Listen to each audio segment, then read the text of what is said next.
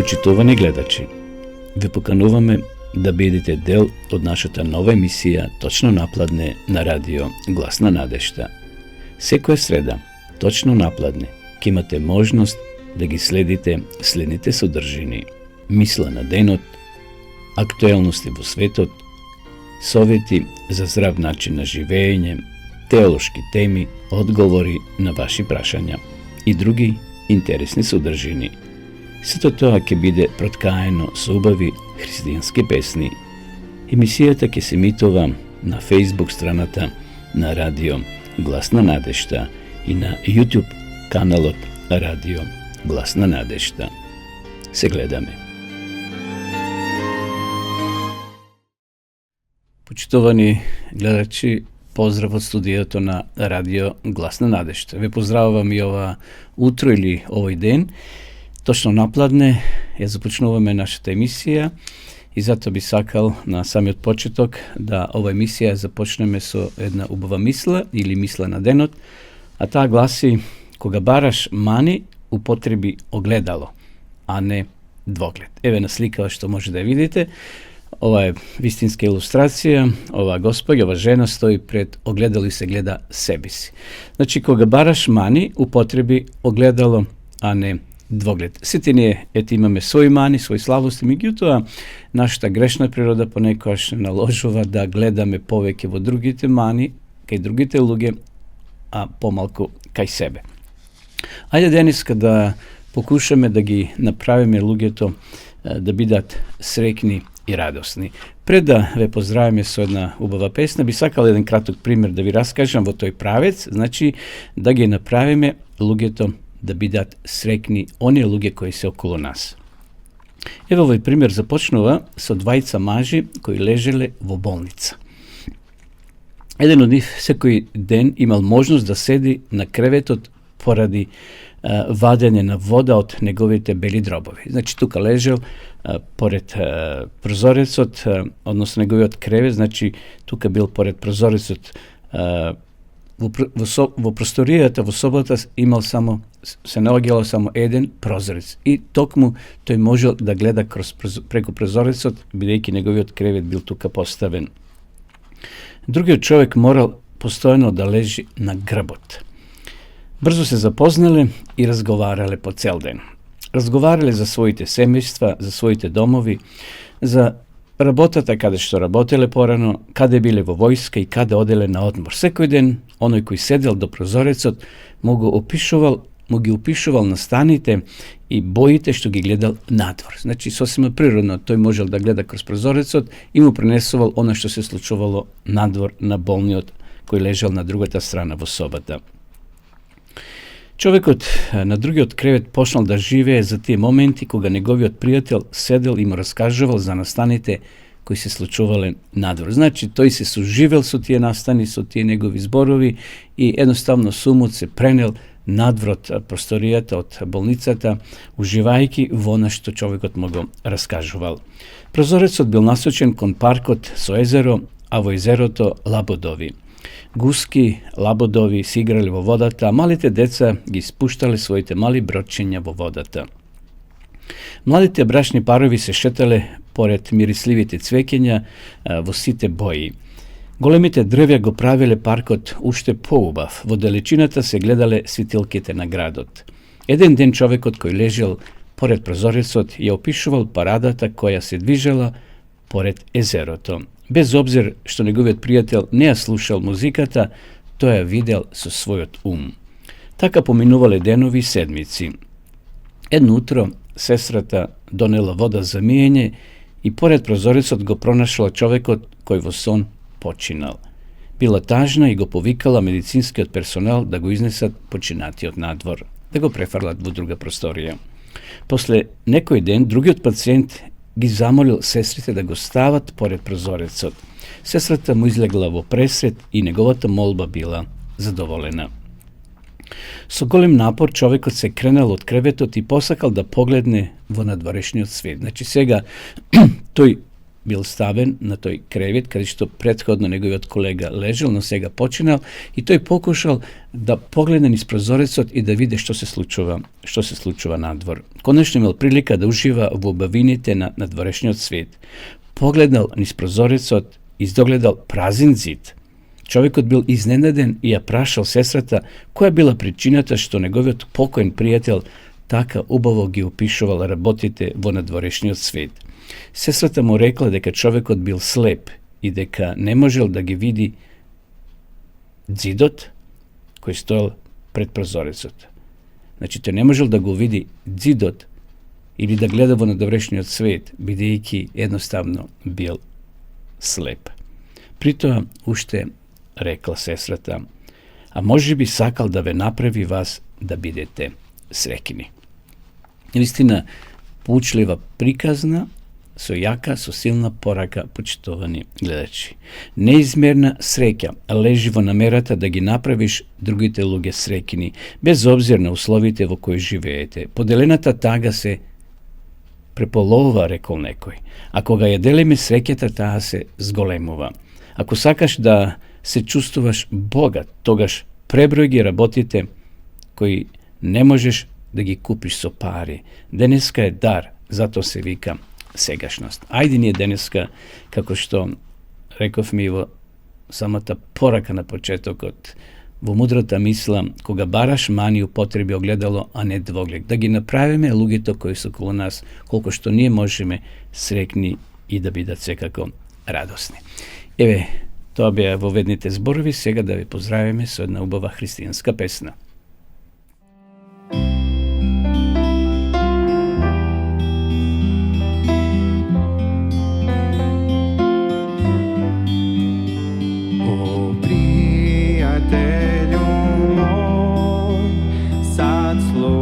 Slušaj što ću reći, o prijatelju moj, sad slušaj što ću reći, na nebu živi Isus, on ljubi tebe, znaj, on ljubi te, on ljubi te, on ljubi tebe, znaj.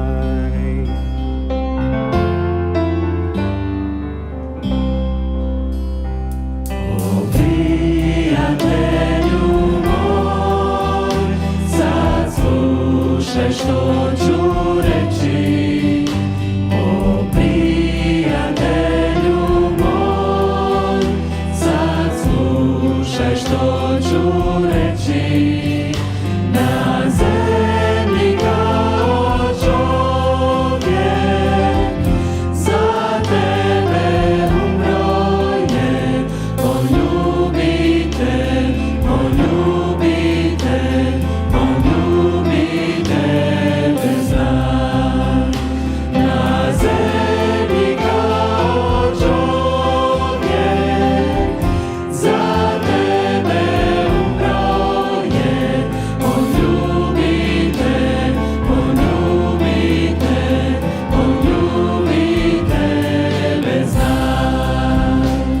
On ljubi te, on ljubi te, on ljubi tebe, znaj.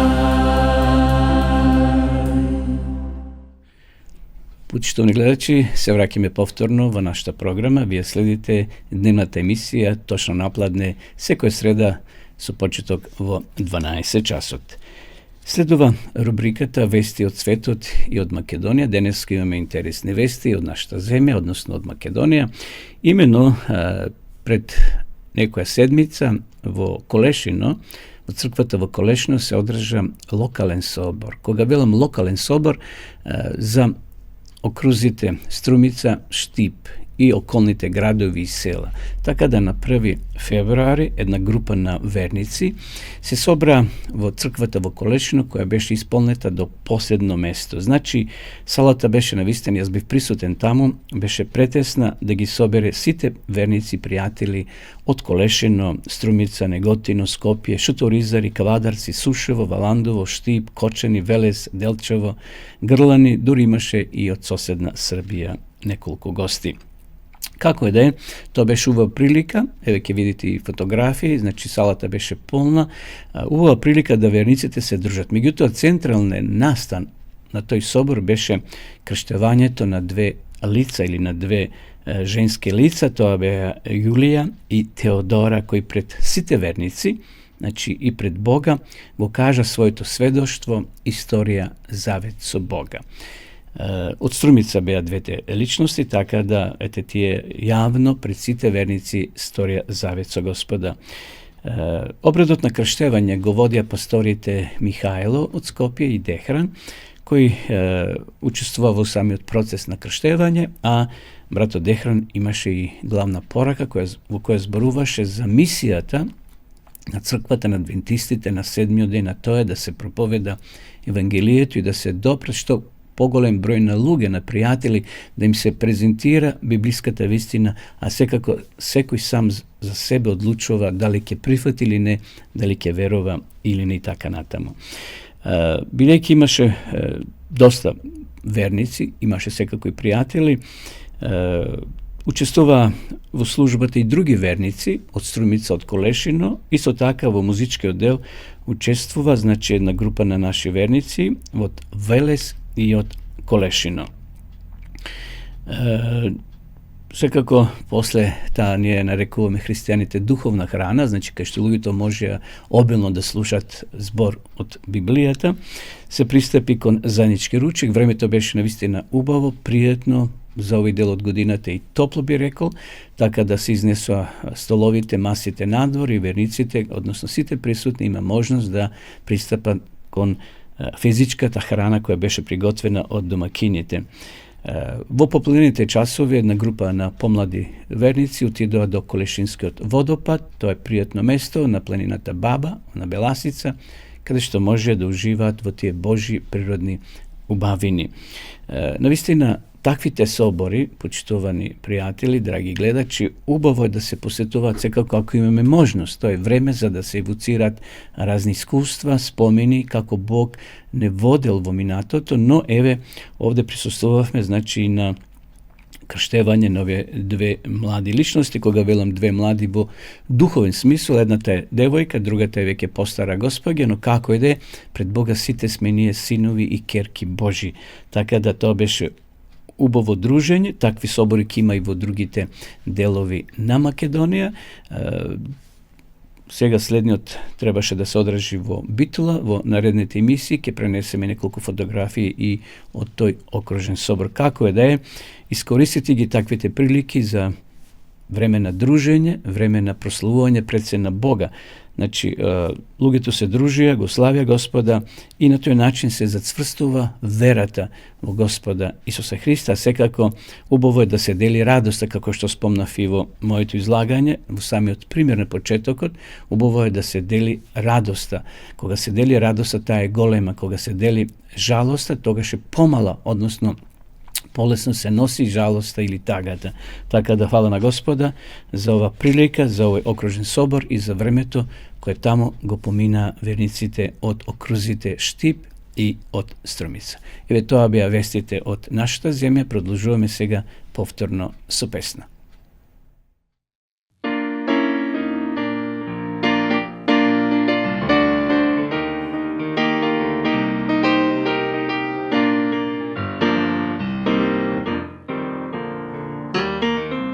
Na zemlji strancem me sada zovu, jer gore imam svoj pravi dom. Na nebo idem, u zemlju novu, ka Otcu vječnom i Bogu svom.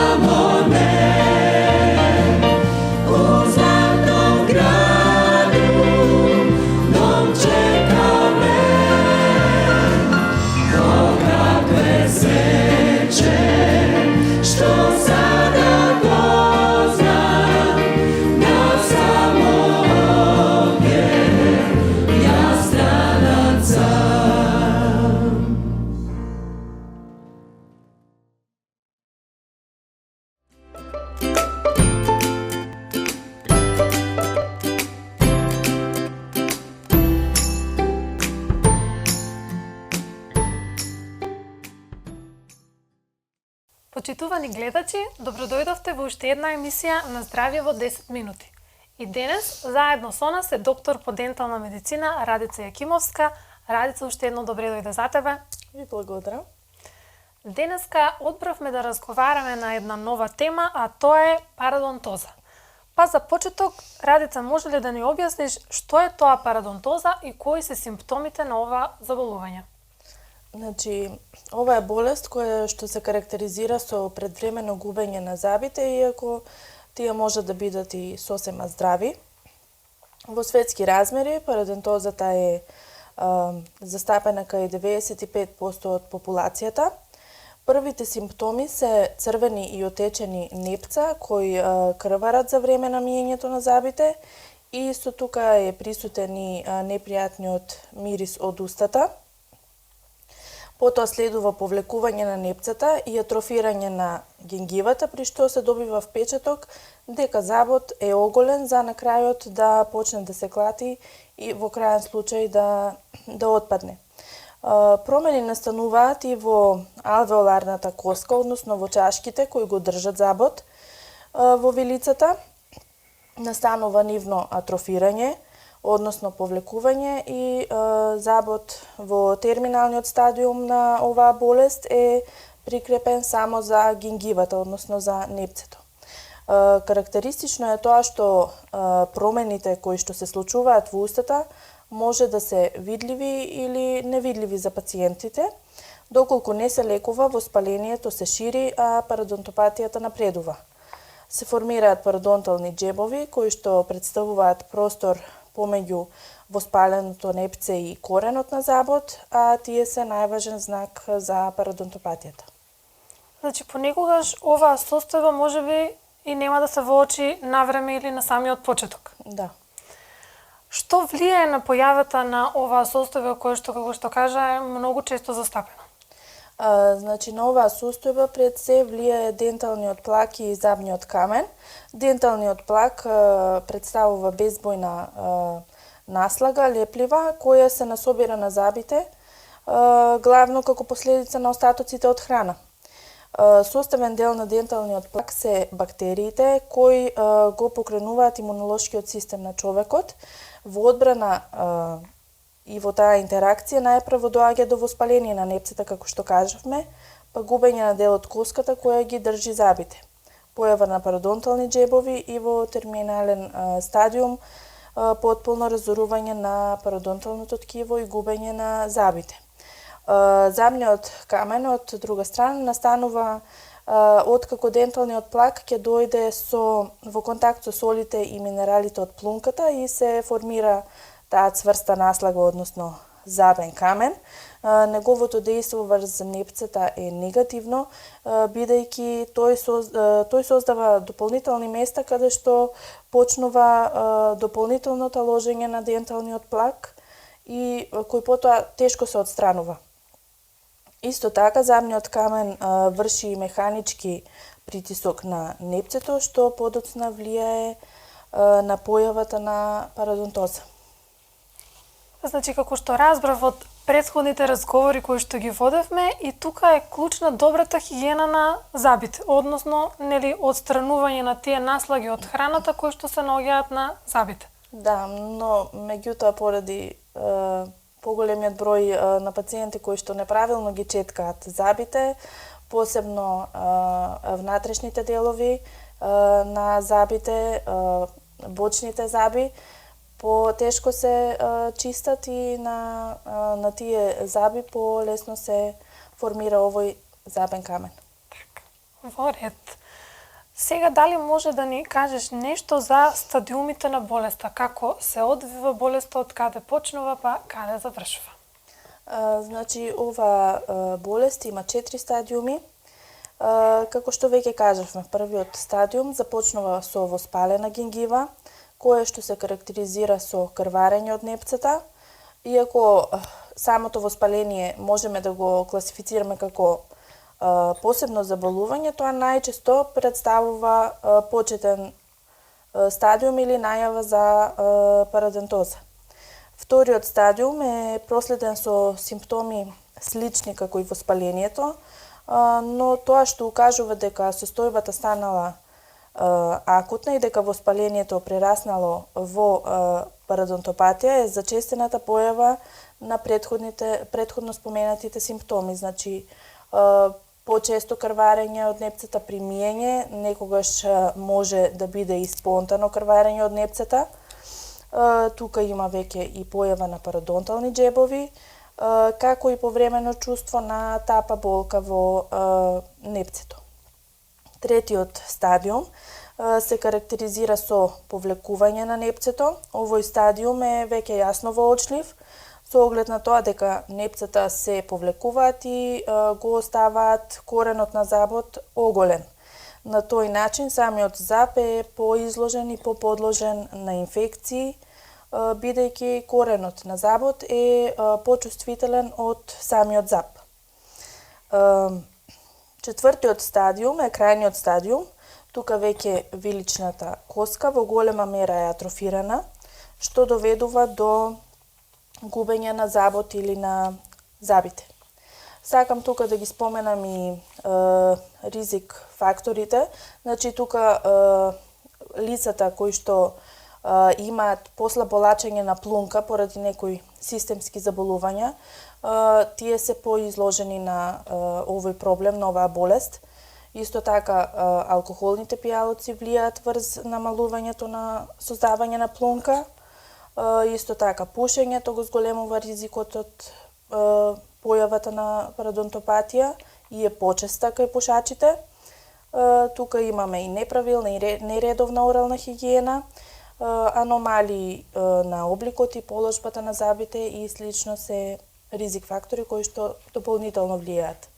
Така, значи на некои од овие ризик фактори можеме и ние да влијаеме, како што го спомена, например, консумирањето на алкохолни пијалоци и некои други нешта, така што нешто што е во наши раце дефинитивно треба да го превземеме.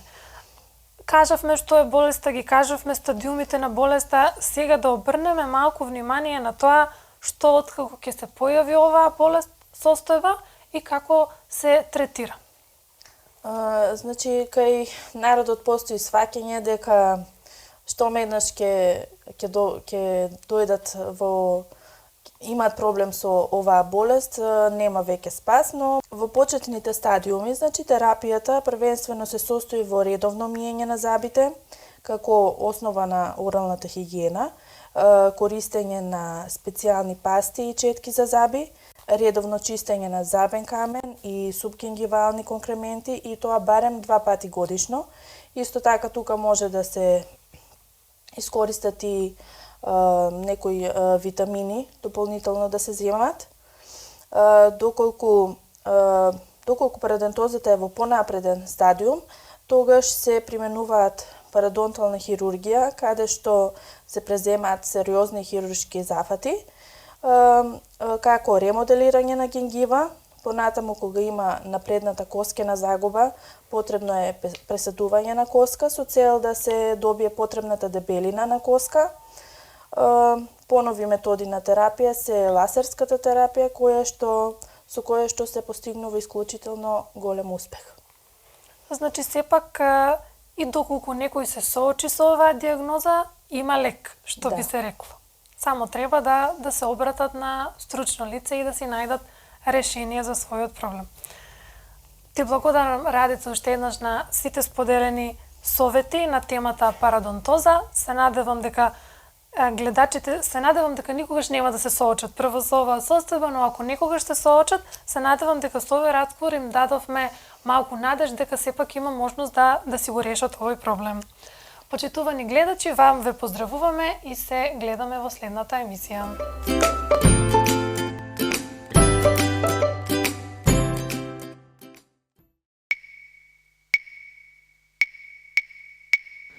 Никој на светот не те љуби толку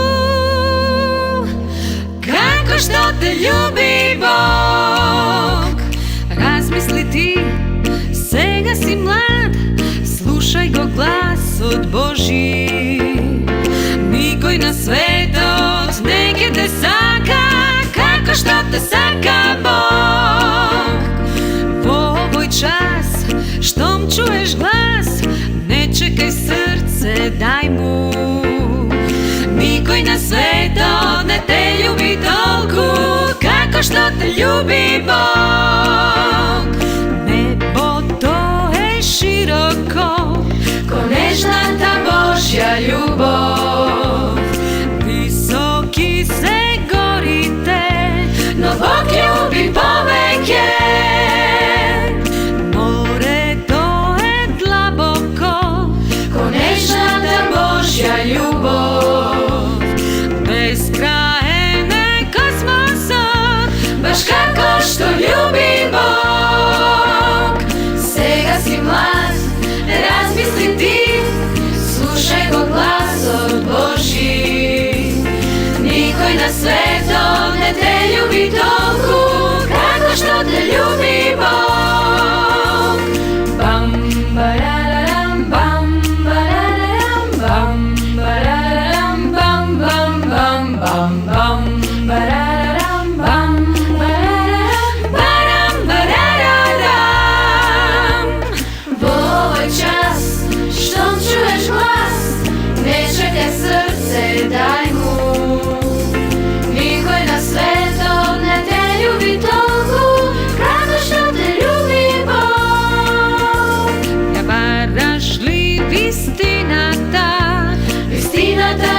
evo Hrista, smislata na života, ja dava o samotoj. Varaš li i patot prav, toj voli salkom Hrista. I samo Isus Hristos se, vistina, život i pad. Razmisli ti, sega si mlad, slušaj go glas od Božji. Nikoj na svetu ne te ljubi toliko, kako što te ljubi Bog. V ovoj čas, štom čuješ glas, ne čekaj srce, daj mu. Nikoj na svetu ne te ljubi toliko, kako što te ljubi Bog. Kako što te ljubi Bog. Kako što te ljubi Bog.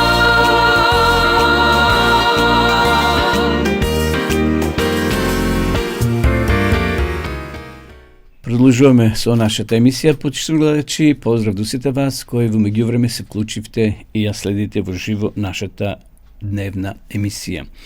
Продолжуваме со теолошка кратка тема. Денес би сакал да зборуваме за евреите и арапите. Еве, веќе слушнавте овие денови, има примерје во Палестина, односно во Израел.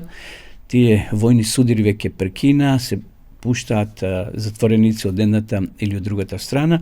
Меѓутоа, тоа е како темпирана бомба, би рекол. Не се знае во кој час може повторно да избијат конфликт. Меѓутоа, се поставува прашање зошто евреите и арапите или муслиманите се мразат? Од каде потекнува таа омраза?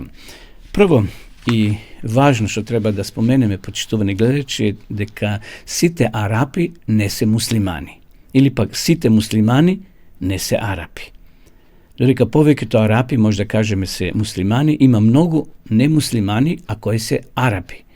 Така да, може да кажеме дека има повеќе немуслимански арапи, како што се во тие региони Индонезија или Малезија. Значи, тие се арапи, но не се муслимани. Второ, треба да знаеме дека не сите арапи ги мразат евреите. Не сите муслимани ги мразат евреите и не сите евреи ги мразат арапите или муслимани. Значи, секојаш има и добри луѓе и во оние недобрите. Така да не смеме сите луѓе да ги ставиме во исти кош.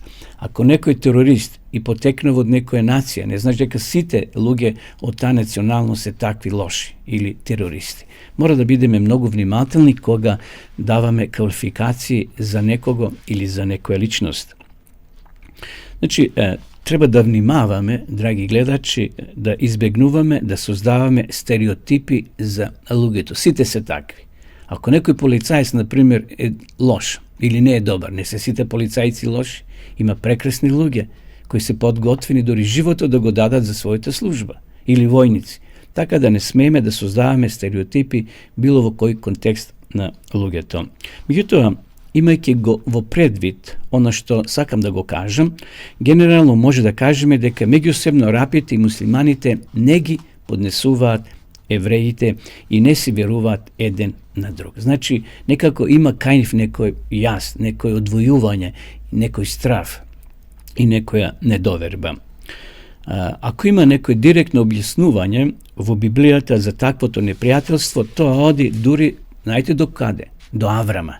Многу илјадници години наназад. Јас сега малце ќе зборувам во таа насока и ќе ве потсетам, почитувани гледачи. Значи, евреите се потомци на Аврамовиот син Исак. Арапите се потомци на Аврамовиот син Исмаел. Значи, тие се браќа само од две различити мајки, би рекол.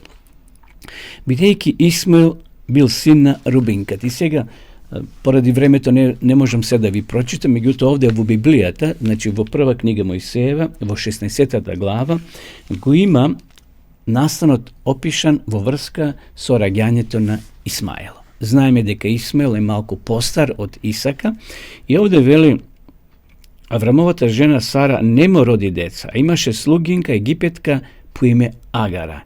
И Сара му рече на Аврама, гледаш, Господ ме направи неплодни, така натаму. И сега тој, знаем ја, зима Агара и Аврам има дете со неја, бидејќи веќе бил стар, се плашил да не остане без пород и преку слугинката тој добива син Исмаело. Меѓутоа, Бог имал друга намера. Божјата намера била да Сара роди дете. Без разлика што и таа била во длабока старост, сепак за Бога чудата се ништо.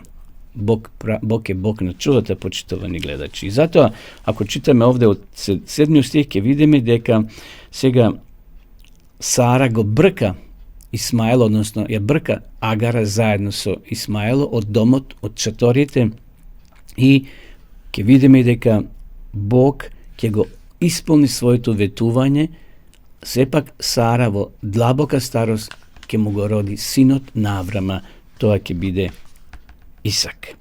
Еве, од 15 стих, од 17 глава, вели, после Бог му рече на Аврама, на твојата жена Сара не и повеќе името Сара, името ќе биде Сара. Сара, ќе ја благословам неа и ќе ја дадам син од неа. Ќе излијам благослов врз неа и ќе стане мајка на многу народи и цареви на народи ќе произлезат од неа. А Аврам падна ничком и се насме и рече во себе си, зар може да му се роди дете на оној кој има 100 години? Гледате, Аврам веќе 100 години, тука и Сара некаде 99 години, сепак твојата жена Сара ќе роди, дај му име Исак. Бог му вели, Авраме, сепак ти верувај, ќе видиш чудо. И навистина во понатомошните текстови овде гледаме дека Исак дошол на свет. Исак се родил. Меѓутоа, почитувани гледачи, бидејќи Исмаел бил син на Рубинката, тоа го пишува нели во 16 глава, читавме од првиот стих па понатаму, а Исак, може да кажеме, бил син, ветениот син, кој требало да го наследи или да ги наследи ветувањата дадени на Аврама. Тоа го пишува во Бити или прва книга Мојсеева, од 21 глава, од 1 до 3 стих. Очигледно е дека имало некакво непријателство помеѓу двајцата браќа. И бидејќи Исмаел го малтретирал Исака, а тоа го пишува во 21 глава, прва книга Мојсеева, 9 стих, Сара го убедила Аврама да ја истера Агара од низиниот шатор, заедно со синот Исмаел. Може да проверите 21 глава, прва книга Мојсеева, 11 до 21 стих, тука е опишан тој настан кога Агара го напушта шаторот или го напушта Аврама и оди во пустината. Ово очигледно предизвикал уште поголемо непријателство на Исмаел кон Исака. Еден ангел дури и дал пророштво на Агара дека Исмаел ќе живее во непријателство со сите своји браќа. Еве тоа го пишува во 16 глава, од 11 и 12 стих, вака вели, натаму Господовиот ангел рече, ете, ти си бремени, ќе родиш син, дај му име Исмаел, зашто Господ ја чу твојата мака. Тој ќе биде како диво осле, неговата рака ќе се крева на секого и сечија рака на неког, и сечија рака на него. И тој ќе живее во близина на сите своји браќа. Значи, гледате, пророштво нема да биде тука под шаторите на своите браќа, туку надвор. Очигледно ова е пророштво на Божиот ангел за Исмаело. Значи, ова очигледно предизвикало уште повеќе омрза, непријателство помеѓу двајцата полубраќа, би рекол, или браќите се од исти татко, но различити мајки. И сега што да кажеме за исмаилската религија, чии преврзаници се претежно арапи, го продлабочува до ден денес тоа непријателство помеѓу евреите и арапите. Коранот содржи малку контрадикторни упатства до муслиманите во врска со евреите. Во еден момент тој им наредува на муслиманите да ги третираат евреите како браќа, додека во следниот им заповеда на муслиманите да ги нападнат евреите кои одбиваат да го примаат исламот. Коранот исто така става во конфликт кој син бил во навистина син на ветувањето. Муслиманите велат дека Исмаил е тој благословениот, не Исак. Тие го гледат Исмаило како ветениот од Бога син. Еврејските списи велат дека тоа бил Исак, мислам на Библијата, тоа го кажува секако. Коранот вели дека тоа бил Исмаил. Коранот учи дека Исмаил бил речиси жртвован од Аврама. Гледате како се и превртени работите. Библијата јасно и гласно кажува дека Исак бил принесен на жртва. Некаде околу 18 години имал. Тоа го пишува во прва книга Мојсеева, 22 глава. Ова дебата, кој бил син на ветувањето, придонесува до ден денес да има непријателство помеѓу муслиманите и евреите, или арапите и евреите. Меѓутоа, знаеме дека Библијата е многу јасна по тоа прашање, така да во еден момент историјата запишала дека поминало 1000 години на Блискиот Исток, евреите и арапите живееле во релативен мир и равнодушност еден кон друг. Меѓутоа, подоцна повторно се разгорило тоа непријателство. Посебно после Втората светска војна, кога Обединетите нации му го дават тој дел на Израел повторно во владение, и знаеме дека некаде 1947-48 година се формира повторно еврејската држава, или Израел. А пред тоа тој дел бил населен со арапи или палестинци. Мнозинството арапи силно протестирале против окупација на нивната земја од страна на израелскиот народ. Знаеме дека во тоа време историјата запишал многу народи од Русија, од Европа, дури од Америка се вратиле повторно да ја обноват својата држава 1947-48 година. Арапските народи се обединеле во тоа време и знаеме неколку војни имаше, го нападнале Израел во обид да ги избрекат од земјата, посебно во тој дел околу Ерусалим. И од тогаш постои огромно непријателство помеѓу Израел и неговите арапски соседи. И ако ја погледнете денеска картата или мапата во тој дел на светот, Израел поседува мало парче земја што е обкружено со многу поголеми арапски нации, како што се, например, Јордан, Сирија, Саудска Арабија, Ирак, Египет и така натаму.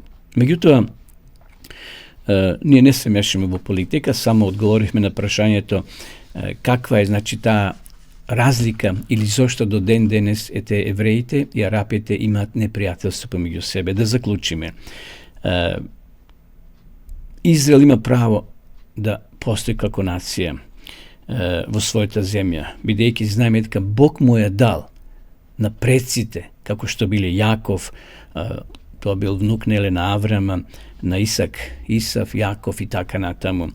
Во исто време, ние силно веруваме дека Израел треба да се стреми кон мир и почитување на сите своји соседи, па нека биде тоа и арапските соседи.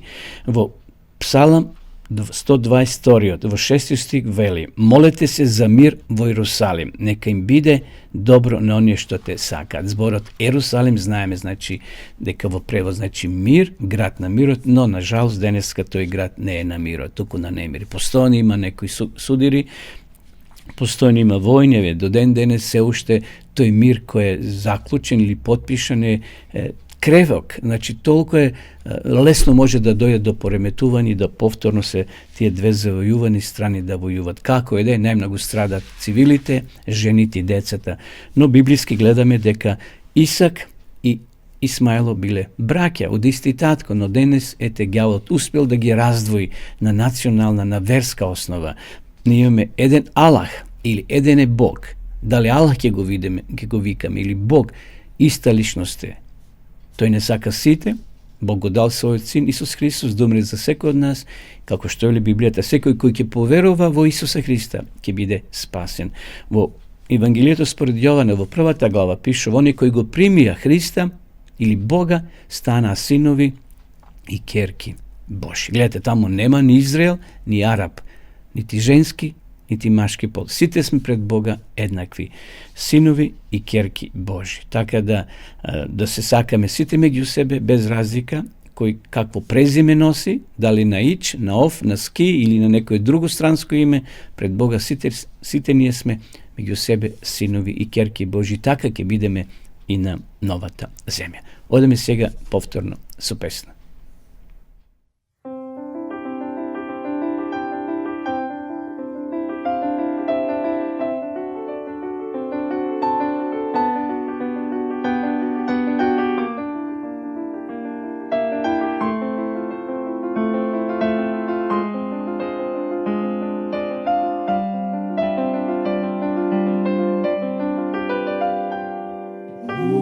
Umiro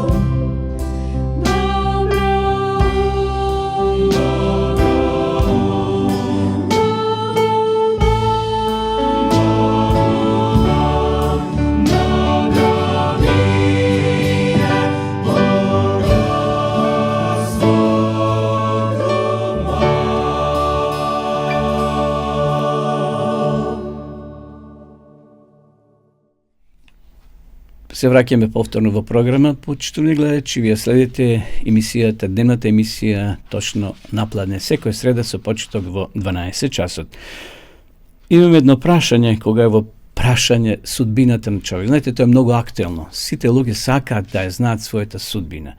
Што ме очекува утре, задутре? Дали ќе бидам среќен, дали ќе бидам несреќен, дали ќе најдам работа, ако заминам во странство, ако ја почнам ова работа или овој бизнис. Така да, тоа прашање провејува ни сите векови, па и денеска ние како луѓе или многу луѓе денеска се интересираат за нивната судбина, за нивната љубов, работа, здрави и така натаму. Ќе идам краток во одговор на ова прашање, зашто во претходните емисии исто така имавме одговори на вакви или на слични прашања. Но сепак некои луѓе се обидуваат, почитувани гледачи, да најдат одговор на овие прашања гледајќи, например, во кафе или во зрно граф, во звездите, читајќи разни хороскопи, шолја кафе. Некои фрлат, како што реков, граф, па како ќе падне гравот доле на земјата, како е свртен и така натаму. Некои се свртуваат кон духовниот свет и така натаму. Значи, тоа е цела листа каде што луѓето се обидуваат да проникнат или да добијат некој адекватен одговор кој ќе ги задоволи нивната радозналост во врска со ова прашање за нивната судбина. Меѓутоа, јас ќе одговорам на две работи врз основа на Библијата. Значи, врз основа на Библијата, на Светото писмо, сите одговори може да ги добиеме токму во Светото писмо, во Библијата, драги гледачи. Значи, ако нешто не интересира, па и во овој поглед, кога е во прашање, значи, судбината на човекот, во оваа света книга, ние може секако да најдеме и одговор. Прво, и едноставно може да кажеме дека Библијата е вечна книга, непроменлива. Божје писмо, вистинско писмо преку кое Бог го открива моето минато, сегашност и иднина. Она што ќе биде. Исто така тој не го открива и својот план за нас, за луѓето, за светот во целина. Второ, христијаните кои веруваат во Библијата, веруваат во делот напишан од секако тоа биле израелски писатели, кои го нарекуваме ние Стар Завет и Нов.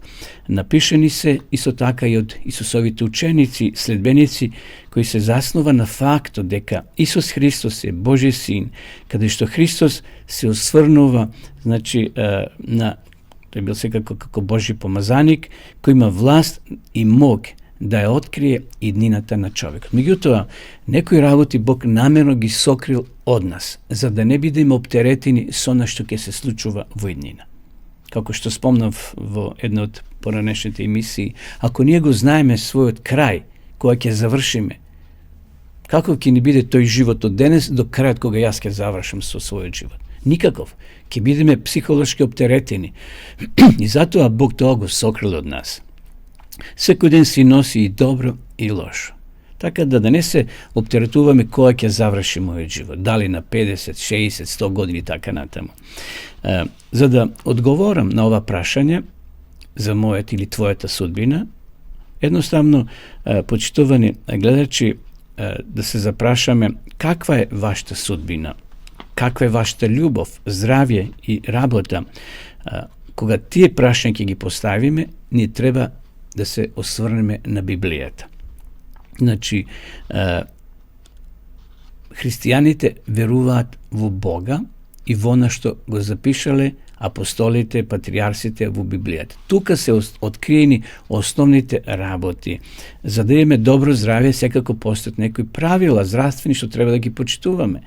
Секако ние денот кој Бог ни го дал, треба да го предадеме во рацете на Бога. Во тој ден она што ќе го работиме да бидеме секако благословени од Бога.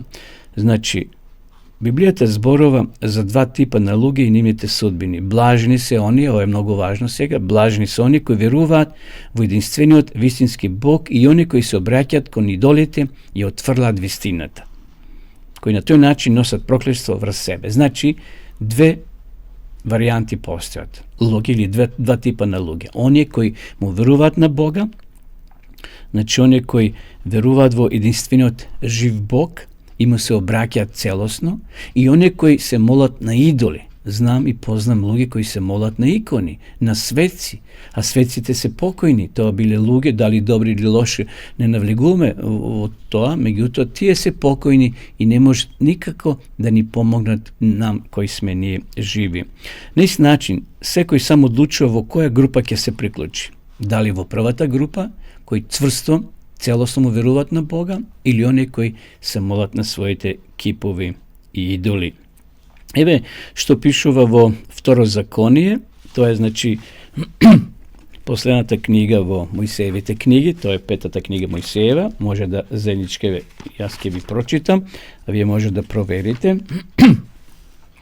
Значи, еве што пишува овде во 30-та глава, Второзаконие, стихот е 19. Многу важен текст.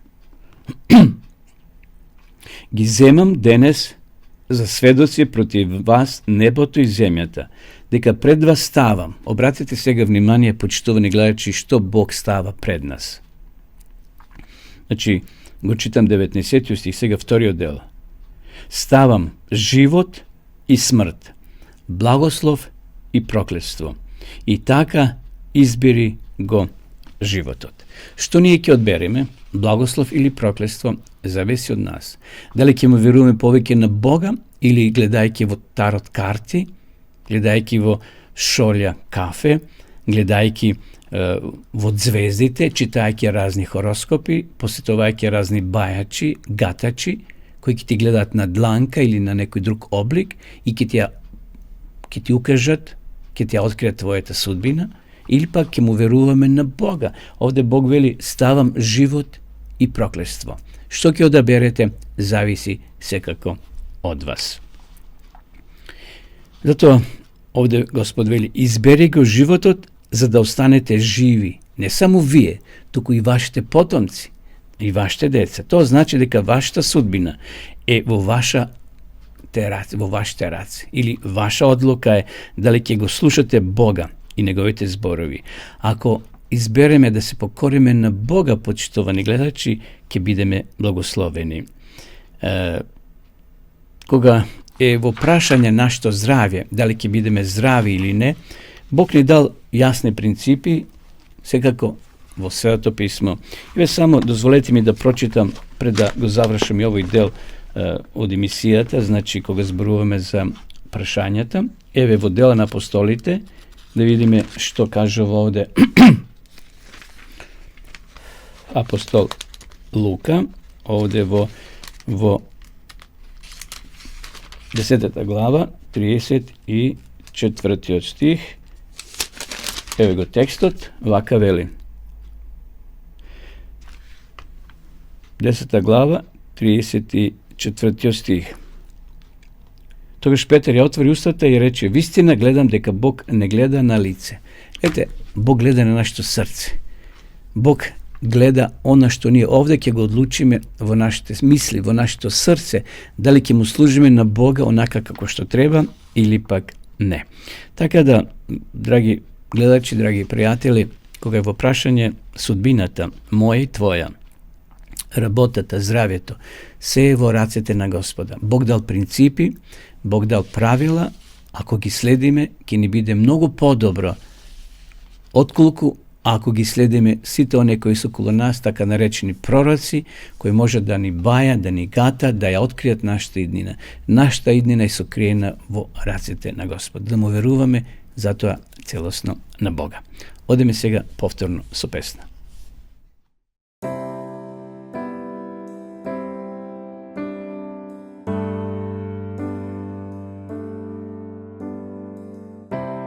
Зарем не ке кажеш ниту збор, зарем ке ме оставиш без одговор. Од твојот свет збор барам начин, барам пат, каде би одела.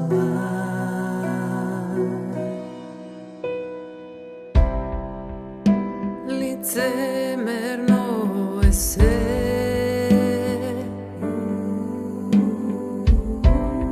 Koji je prijatelj, a koji ne? Bez tvoje to svetlo i bez tvojog patokaz. Kade bi stignala jas? Odi, odi, ne se plaši, ne, mir od nego, koji može da go ukrade. Gospod Bog je nema, da te odmine. Vezi kon veselbata, pridruži se.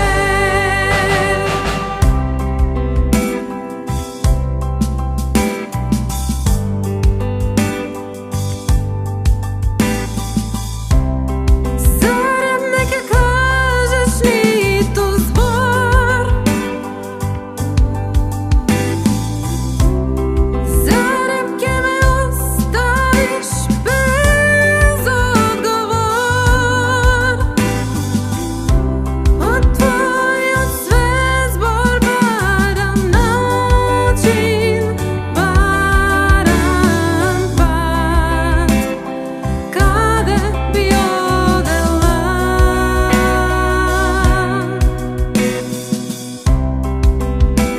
Licemerno je sve.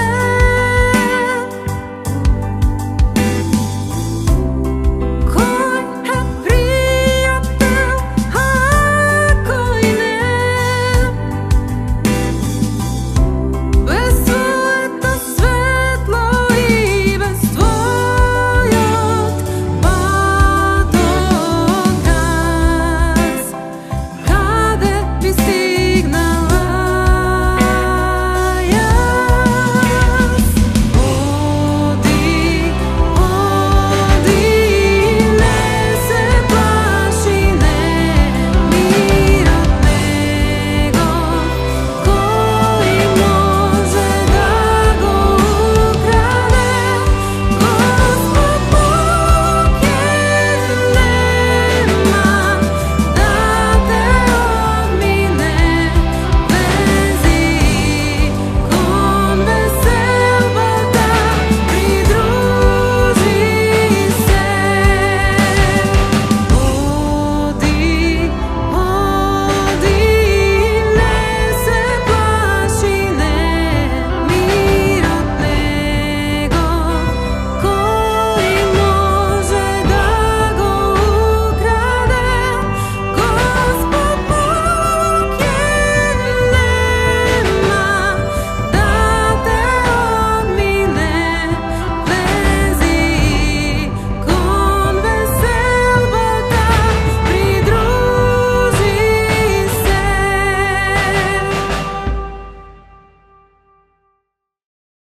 Posle ova pesna, početno gledajući, poleka se bližime kon krajot nova naša današnja emisija.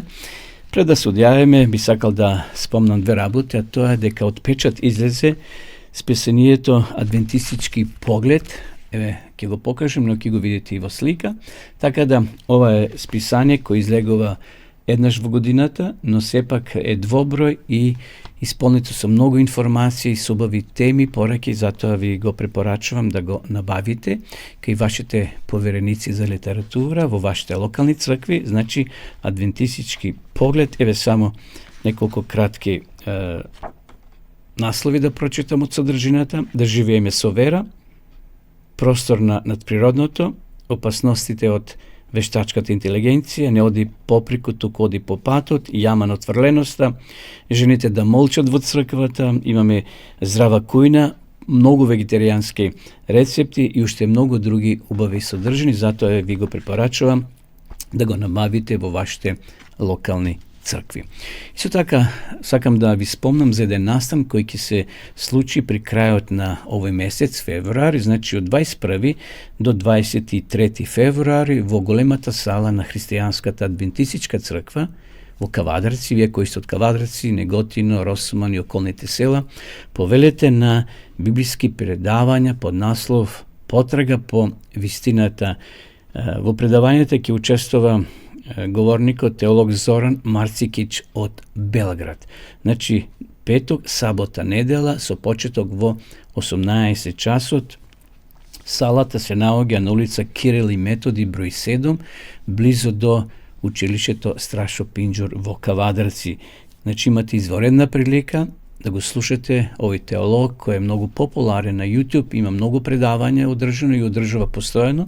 Тој ќе биде гостин овде во Кавадарци, значи при крајот на февруари, 21, 22 и 23 ќе има 4 предавања, во сабота ќе има 2 и со недела ќе заврши во 18 часот. Значи повелете, планирајте го вашето време да бидете и вие дел од овие случувања. А вие останатите кои сакате по дописен пат да изучувате Библијата, имате прекрасна можност тоа да го сторите преку дописната библиска школа. Еве сега ќе ја видите и самата реклама.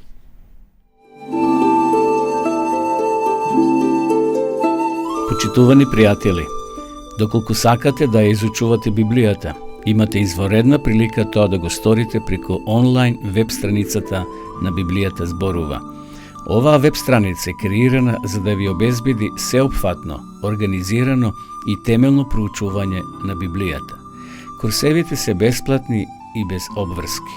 Можете да го следите во кое било време, тогаш кога вам ви одговора. На располагање ги имате следниве курсеви: библиска археологија, библиски пророштва, за верата и верувањето, библиски совети за здравјето, библиски совети за бракот и семејството. Запознајте ја Библијата, Светото писмо на Стариот и Новиот Завет преку курсевите на интернет или во печатена форма.